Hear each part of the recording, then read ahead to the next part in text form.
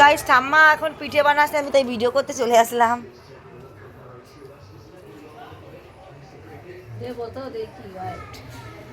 শুরু হয়ে গেছে, ভালো সময় চলে এসেছি। ঠাকুমা পিঠে বানাচ্ছে, খেয়ে দে পেট ভরে তারপরে যাব আবার শ্বশুর বাড়ির জন্যও নিয়ে যাব।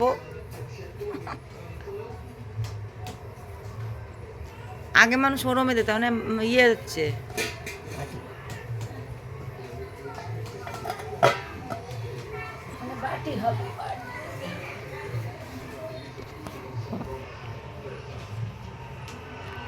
হ্যালো গাইস, এখন আমাদের শুরু হয়ে গেছে পিঠে তোলার পর্বণ। দেখো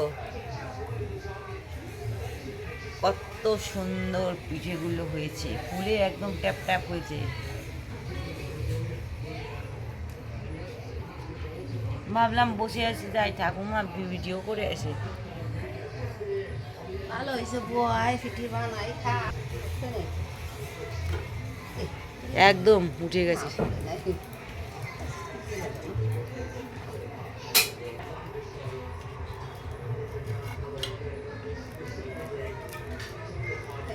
আগে ছোটবেলায় মা কাঁচি দিয়ে তুলতো, ঠিক আছে, এখন সেই কাঁচিগুলো আর মানুষ ব্যবহার করে না, সেগুলো এখন তা নিয়েইও, তাই না ঠাম্মা?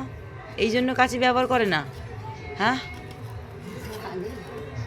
না, আগে তুমি কি মানে যখন ইয়ে থাকতো তখন, আর এখন মানে মানুষের সেই মানে মাঠে ঘাটে কাজও নেই আর কাচিও নেই। তোমাকে বাড়ি তো নেই, আমাদের